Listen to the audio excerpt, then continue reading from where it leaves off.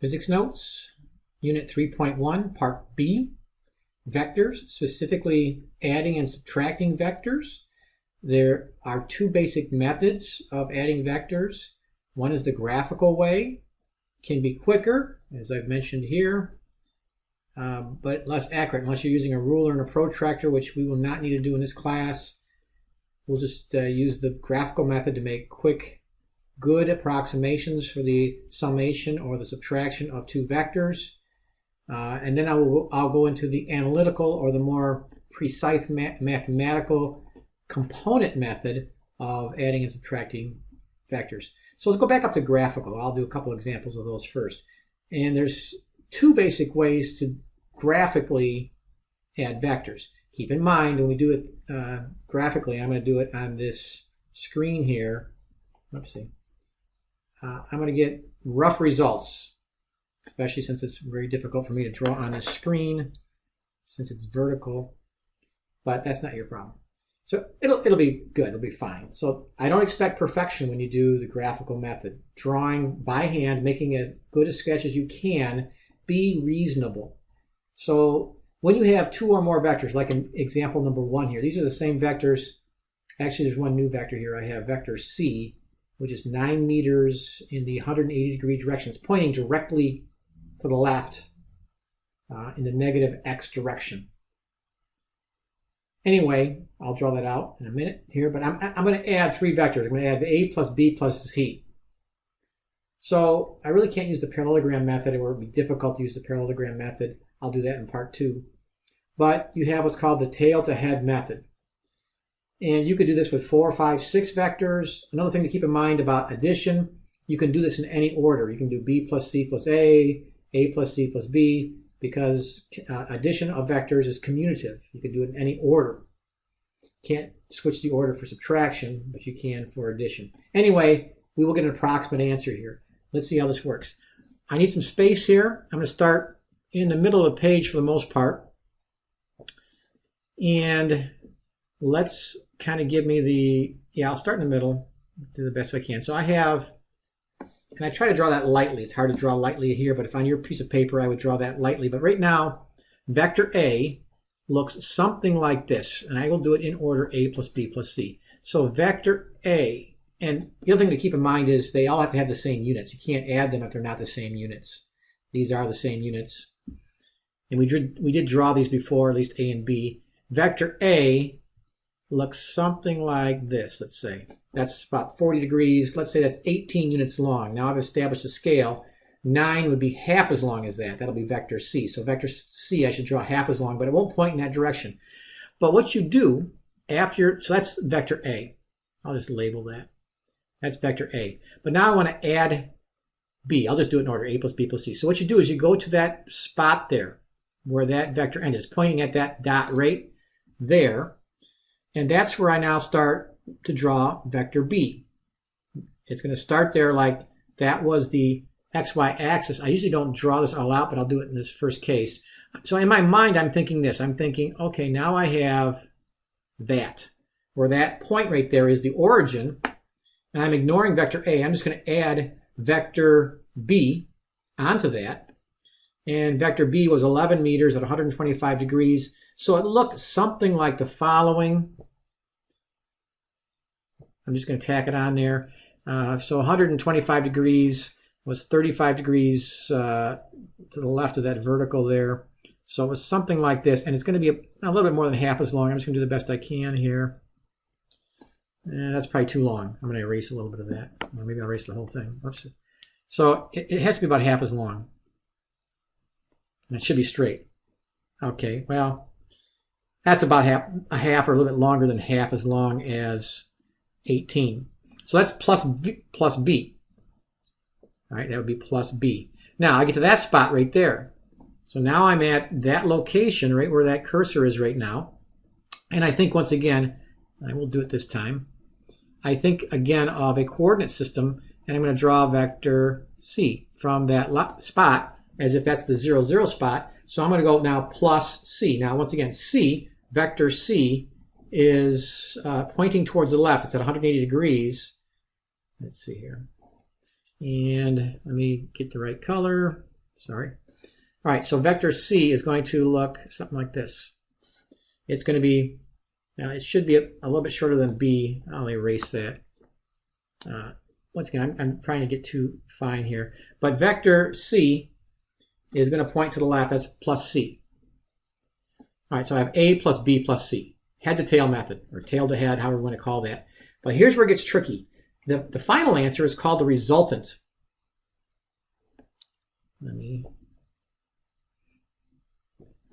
All right, up here at the top, up here where it says the answer is called the result. When I add those together, it's called the resultant. And a lot of times we use capital or the letter R in vector notation, a bold letter R as the result. That is the answer when you add these three together. But what you do for the result is you go back to the very origin of the very first. I'm down here right now. You're going to draw the final resultant vector. It's going to start here. It's going to point at this spot right here. I'll put another blue dot there. So my final result points at that dot. And a lot of people get this backwards, so try to avoid that mistake. The result here points towards that spot. All right, that's my resultant. That is the sum of A plus B plus C. And right now, I'm just going to take a good guess at that. So my answer is R, my result, is roughly equal to, so I do a squiggly equal to. It's bigger than A. It's maybe not quite twice as long as A, but it's, say, 20, let's say 30 units. I know it's off by a bit. You don't have to be perfect on these. 30 meters, and the angle that's at, the angle is about just over 90 degrees. Let's say 100 degrees. That might be even generous, but you just got to get close. I'll be looking at the diagrams here. Just do the best you can. That's A plus B plus C. All right, part number 2. So number 2, I'm going to do the head to tail method first, and then I'll do the parallelogram method. Because when there's 2 vectors, I would probably just do the parallelogram method. It tends to be more accurate, but I'll give you the choice if you have to do these on a test or homework. So in this one, C plus A, once again, what I'm thinking of is I'm thinking of starting with C. I'll start in the middle of the page, so I have space. So I draw this lightly, and then C is pointing to the left. It's pointing to the 180 degree mark. It points this way. Yeah, okay, that's C. All right, and then so right now I'm at that point there at the tip of the arrow that C is pointing at. I'm right here. Now I'm going to imagine that vector A starts there, so I won't draw the coordinate system again. And vector A is the same as this vector over here, although I drew C a little bit too long. I'll do number 2 is just going to be a little bit larger than question number 1. I need to draw vector A almost twice as long. Actually, it is twice as long. So I'm just approximating, but I have to draw it up in this way. So that arrow should be twice as long as C. All right, so that's C plus A. Head to tail method. So the final result there would be this vector. You can tell these won't, even when you draw them, they're not going to be perfect. Just do the best you can. But I want to see 3 arrows here. So you have your first 2 arrows, C plus A, and then R. That's your result. The result points at that spot right there. So that's where R points. So once again here, R is an approximation, the result by the graphical method. I'll do it up higher because I'm going to do the parallelogram method here. So R is roughly, well, it's less than A in this case, and A was what, 18? So, and this diagram is not the same scale as number 1, so this diagram is all bigger, but they're all supposed to be to scale. C is 8, C is 9, A is 18, R is less than 18. I'm going to go with 15 meters. And I'm going to say the angle is 75 degrees or 80 degrees. All right. So it doesn't really matter 80 degrees. I mean, it matters to a degree. You can't say it's at 10 degrees. It's close to 90. It's not 90 though. It's less than 90. It's more than 45. So you got to be reasonable, but I'll give you a lot of leeway on that. All right. So the parallelogram method, however. So with the parallelogram method, here's what you do. You basically draw a parallelogram, but what you do is you tie both vectors together by their tails.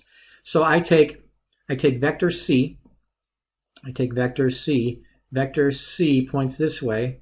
I'm trying to draw the same size vector as I did a minute ago with the first diagram. So, okay, so vector C. I'm having all kinds of trouble right now. The angle here is tough. Once again, not your problem. All right, there's vector C. All right, vector A, I'm gonna draw them together, and now I didn't give myself enough space, so I gotta go lower. I gotta go lower with this because my diagram is gonna be mostly above that. So hang in with me here. So vector C. All right, there's vector C. Vector A. That's not too bad. There's vector A. So here's the parallelogram method. You got two sides of a parallelogram. And then what you do, to envision, it's very geometrical. You have to envision completing the parallelogram. That's like one corner of a parallelogram. And what's true in a parallelogram is that, and I'll draw dashed lines here. This dash that I'm drawing right now is parallel to A, and this is parallel to C. All right, so that top piece that I just drew up there. So this light dash is parallel to A.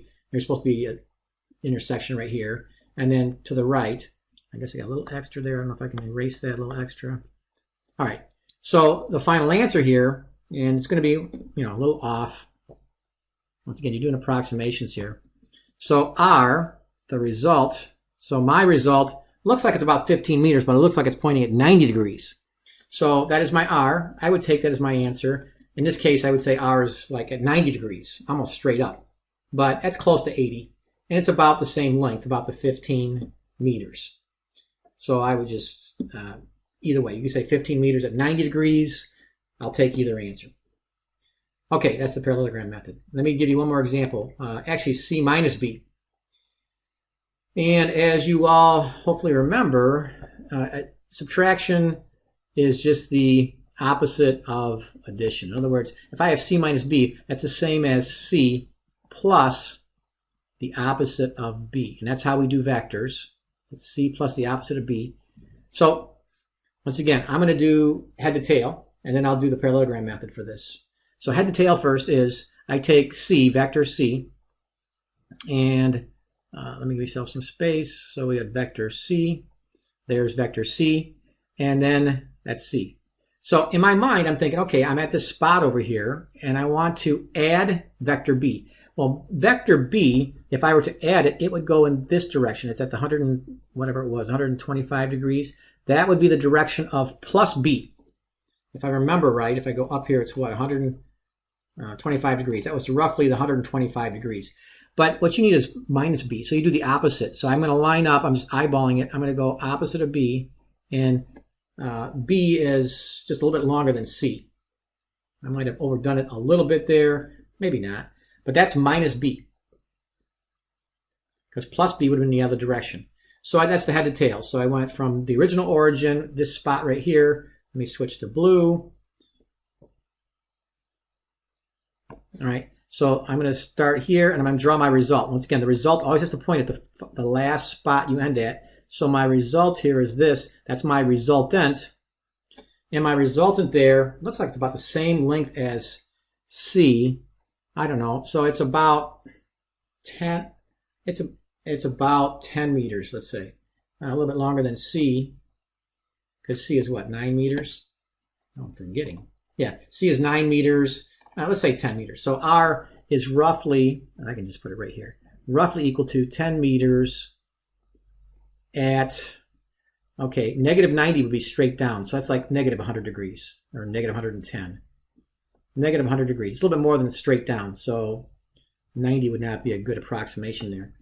There's an approximation. All right. In a few minutes here, we're going to actually add, or actually do this analytically to get a more precise answer. These are just for quick results. Let's do the parallelogram method for C plus minus B. So once again, you draw the two vectors tied together at their tails. So, all right, here is vector C. Vector C is my 9 units. So let's say that's 9 units. I'm trying to draw it the same every time, but That's a little shorter now, so I'm going to try to draw it a little bit longer. Okay, it's much better, obviously, if you use a ruler for these, but we're just estimating. We're just trying to get close. So we have C, and then once again, plus B would be in this direction. Well, that would, if I'm doing the parallelogram method, that's the direction of C, or B, but I'm going to go minus B. Not much longer, that's minus B. So minus B is in the opposite, 180 degrees opposite of what the plus B would be. All right, so then I have to complete the parallelogram, so I draw a dashed line parallel to side B and then to side C.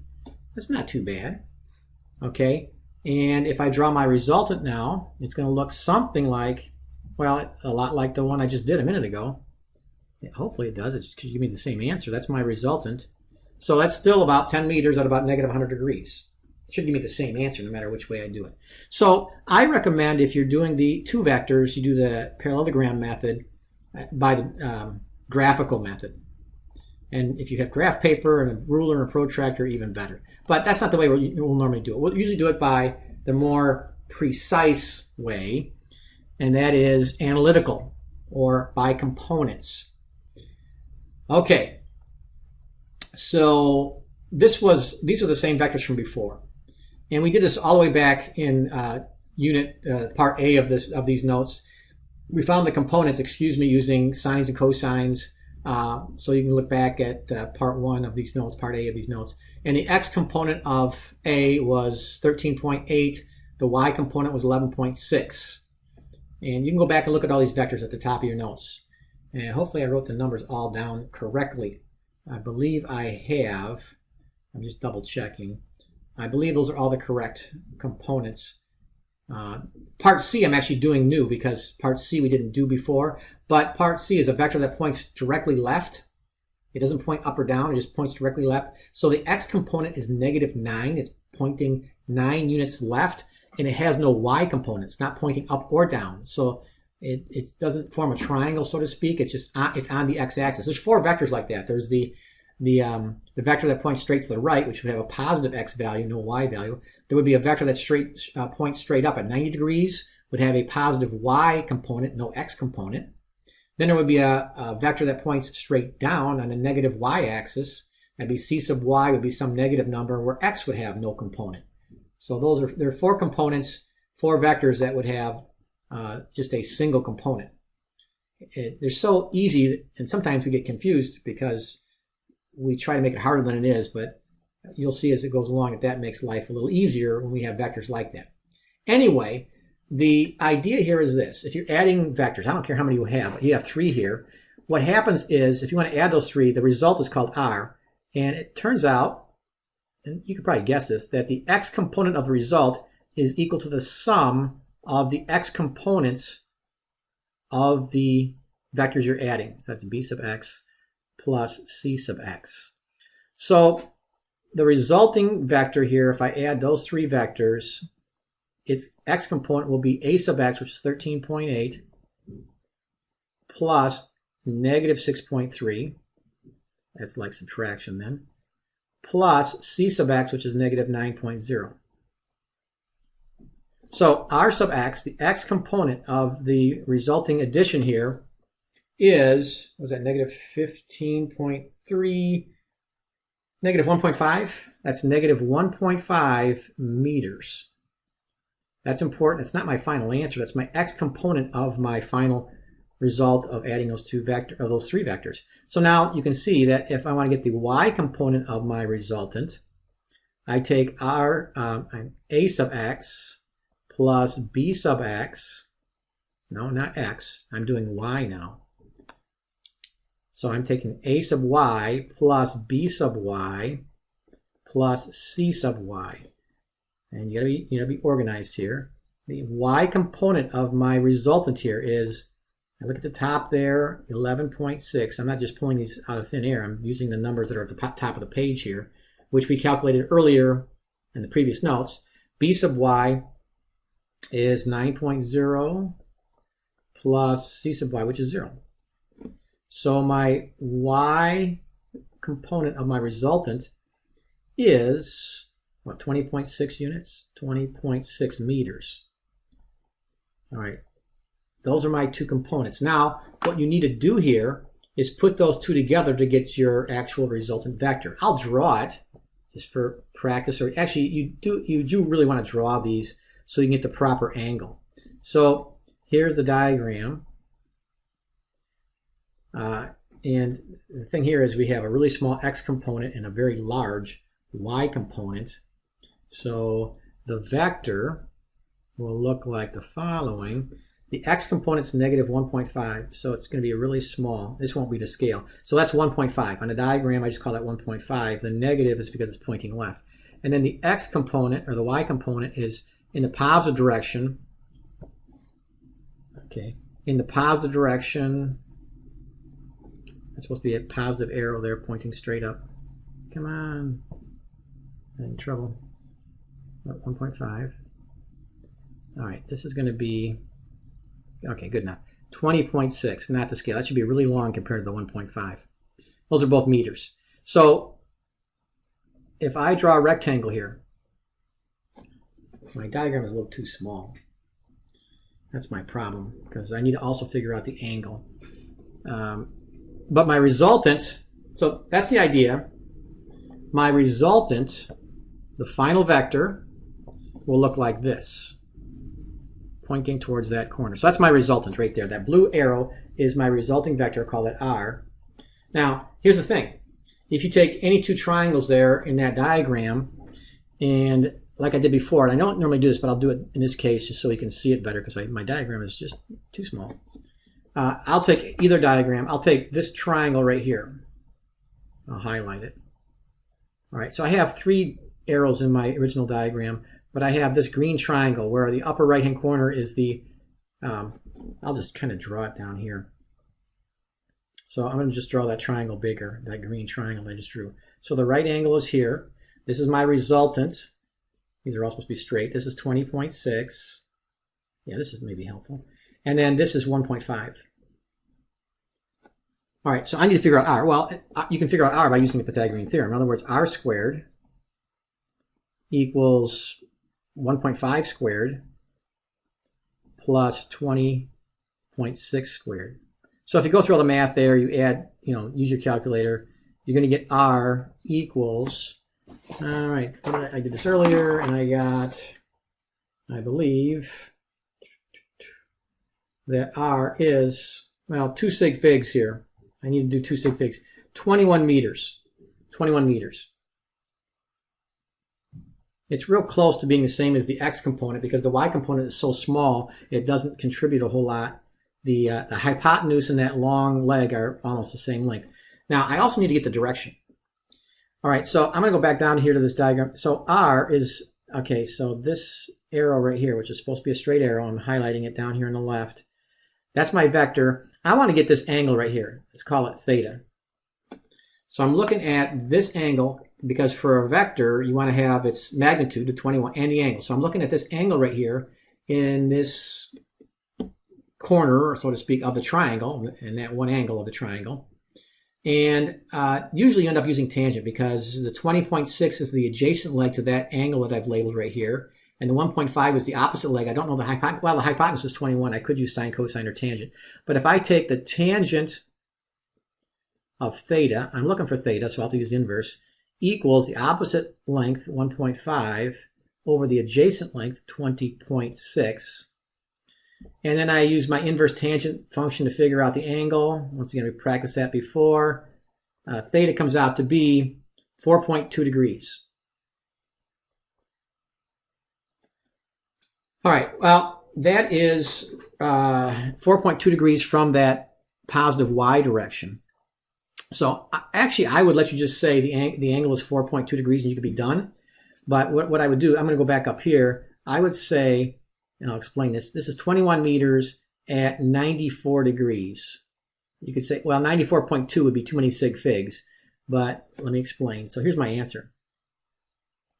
All right, so like I say, I could have taken 90 plus 4.2 to get 94.2. In other words, this angle is right in here. It's also, let me mark up the diagram, maybe it'll help us. The angle goes from, once again, like we did before, it's along here. It's this arc from here, from 0, and if I go around this way, it's 90 plus that 4 degrees, 94 degrees. So, or you could just say 90, you could say 21 meters at 4 degrees. I would take that if you have a diagram that shows me this down here. If you have this diagram with that angle labeled and calculated, I would give you full credit on the test. But 94 is more technically correct. Actually, we can go back and see how good we were. That's 21 meters at 94 degrees. What did we say when we did this graphically? Oh, we had 100 degrees, 30 meters at 100 degrees. Ooh, we're a little large there. At 100 degrees. 100 degrees wasn't too bad. We have 94 degrees, but we got a little large on our magnitude. That's okay. This diagram up here was an estimate, a good estimate, or at least a valiant try. And I would give you full credit for that diagram. But the more precise answer is 21 meters at 94 degrees. It's bigger than any of the given vectors, but that's not always true. Sometimes the final result comes out smaller because the vectors kind of cancel out. You'll see that maybe here in a moment. Let's do another one, part B. Well, we're going to do them all. All right, so let me go back to, let's go back to red. All right, so R sub x is going to be C sub x, which is negative 9.0, plus A sub x. Actually, let me spell it out first. Okay, R sub x is C sub x plus A sub x, because I'm adding vectors C and A. So R sub x equals negative 9.0 plus A sub x, which is 13.8. So my x component of my result for this problem is, what, 4.8? 4.8, I believe. Okay, 4.8 meters. All right, that's important. Okay, and then the y component is going to be C sub y plus A sub y. So my y component of my answer is C sub y, which is 0, plus 11.6 meters. That, oops. Then R sub y, therefore, you could have skipped one of those steps. Well, I prefer you just step, well, let me write this out first, 11.6 meters. I don't like you to skip the numerical step, but it'd be good to include all these steps. But this first step, the generic R sub y plus equals C sub y plus A sub y is given, so you could just skip that step. You could draw this step that's just before the answer and then the answer. Just don't get the answer. Show me at least one step before the answer. All right, so if I draw that diagram now for that one, maybe I'll draw a little bit bigger diagram in this case. So yeah, I went ahead and drew this out. So you might want to pause and write this out. But I drew the x component here. It's 4.8 meters. I left it off, the units off the diagram. That's okay. And 11.6 positive, straight up for the y component. I drew the rectangle around my vector. I have my my two components, my three arrows. And then my resultant is the hypotenuse, or the diagonal of the rectangle, hypotenuse of the two triangles. I can use Pythagorean theorem once again. R squared equals 4.8 squared plus 11.6 squared. Go to 2 sig figs. I get my resultant is 13 meters long. And then I label this angle down here. And if you do the inverse tangent function, you get 68 degrees. So you'd say your answer is 13, that should be the and symbol, at 68 degrees. And that's the standard 68 degrees from the positive x-axis. So that's my vector. 13 meters at 68 degrees, that should say. Let's go back and see how we did when we did that so crudely up here. Well, we got 15 at 80 degrees. That's pretty good. We got 15, and 68 is close to 70. So we did pretty good with our diagram here in number 2. Actually, the parallelogram method was a little bit more off because we have a 90-degree angle there. But still, it's 70 degrees, 80 degrees, 90 degrees. With these diagrams, they're going to be off by a bit. Don't let that alarm you. All right, but that's the final answer there in that blue circle at the bottom. That's 13 meters at 68 degrees. That's a 6 there. at 68 degrees from the positive x-axis. And it's labeled in the diagram. So our diagram has the resultant and the two components of the resultant. All right, one more example here. We're going to take C minus B. So as before, let's switch back to blue. So R sub x will be C sub x minus B sub x, which is also plus the opposite of B. So I can write that out. R sub x equals C sub x plus the opposite of B sub x. In other words, R sub x is going to be equal to C sub x, which is what? Negative 9.0, plus the opposite of B sub x. Well, B sub x is negative 6.3. So instead of going plus negative 6.3, I need to take the opposite of that, so it's going to be plus a positive 6.3.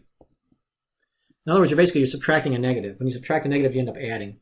So R sub x comes out to be, what, negative 2.7? I believe negative 2.7.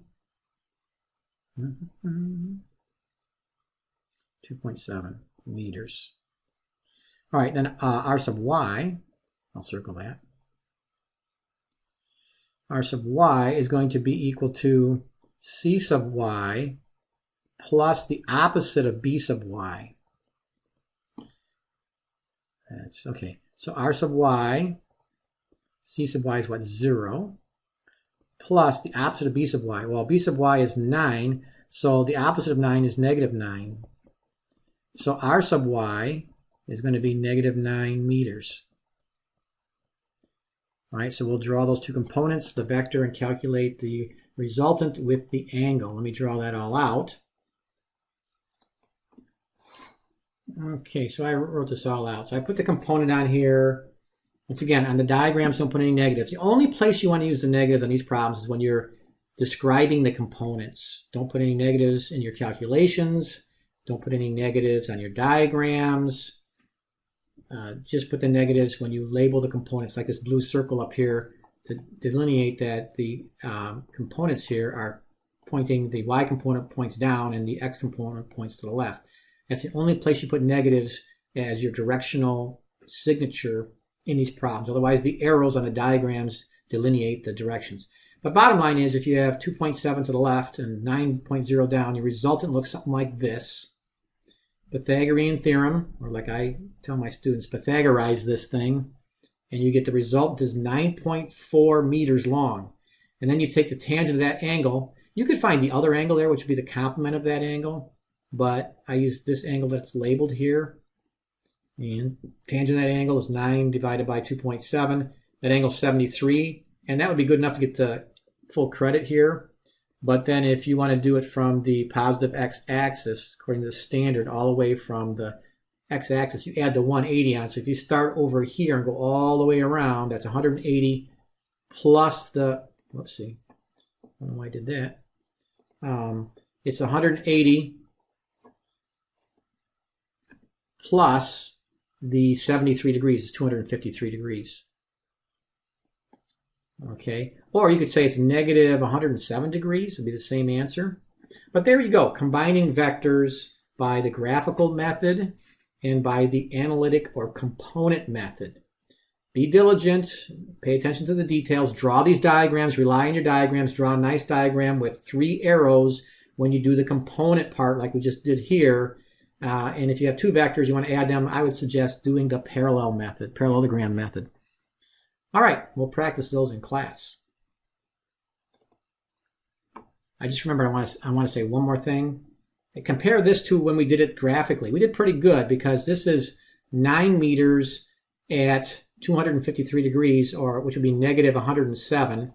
And we had 10 meters at negative 100. That's pretty good. That's actually very close. It's the best we did of the 3 diagrams. 10 meters is pretty close to 9.4, and negative 100 is real close to negative 107. So hopefully you had some good luck with your diagrams. And once again, we'll practice this in class.